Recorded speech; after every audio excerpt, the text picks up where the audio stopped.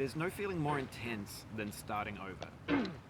If you deleted your homework the day before it was due, as I have, or if you left your wallet at home and you have to go back after spending an hour in the commute. If you won some money at the casino and then put all your winnings on red but it came up black.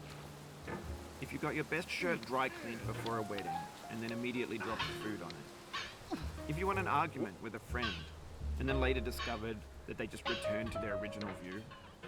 Starting over is harder than starting up. If you're not ready for that, like if you've already had a bad day, then what you're about to go through might be too much. Feel free to go away and come back. I'll be here. Alright, thanks for coming with me on this trip. I'll understand if you have to take a break at any point. Just find a safe place to stop and quit the game. And don't worry, I'll save your progress, always. Even your mistakes. This game is a homage to a free game that came out in 2002, titled Sexy Hiking.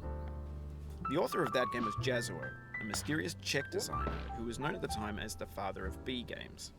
And B games are rough assemblages of found objects. Designers slap them together very quickly and freely, and they're often too rough and unfriendly to gain much of a following. They're built more for the joy of building them than as polished products. In a certain way, Sexy Hiking is the perfect embodiment of a B game. It's built almost entirely out of found and recycled parts, and it's one of the most unusual and unfriendly games of its time. In it, your task is simply to drag yourself up a mountain with a hammer. And that act of climbing, in the digital world or in real life, has certain essential properties that give the game its flavor. No amount of forward progress is guaranteed. Some cliffs are too sheer or too slippery, and the player is constantly, unremittingly in danger of falling and losing everything. Anyway, when you start Sexy Hiking, you're standing next to this dead tree that blocks the way to the entire rest of the game. It might take you an hour to get over that tree, and a lot of people never got past it. You prod and you poke at it, exploring the limits of your reach and your strength, trying to find a way up and over. And there's a sense of truth in that lack of compromise. Most obstacles in video game worlds are fake. You can be completely confident in your ability to get through them once you have the correct method or the correct equipment or just by spending enough time. In that sense, every pixelated obstacle in Sexy Hiking is real. The obstacles in Sexy Hiking are unyielding, and that makes the game uniquely frustrating. But I'm not sure Jazzuo intended to make a frustrating game. The frustration is just essential to the act of climbing, and it's authentic to the process of building a game about climbing. A funny thing happened to me as I was building this mountain. I'd have an idea for a new obstacle, and I'd build it, test it, and it would usually turn out to be unreasonably hard. But I couldn't bring myself to make it easier. It already felt like my inability to get past the new obstacle was my fault as a player rather than as a builder. Imaginary mountains build themselves from our efforts to climb them, and it's our repeated attempts to reach the summit that turns those mountains into something real. When you're building a video game world, you're building with ideas, and that can be like working with quickset cement. You mold your ideas into a certain shape that can be played with, and in the process of playing with them, they begin to harden and set until they're immutable, like rock. And at that point, you can't change the world, not without breaking it into pieces and starting fresh with new ideas. For years now, people have been predicting that games would soon be made out of prefabricated objects, bought in a store and assembled into a world.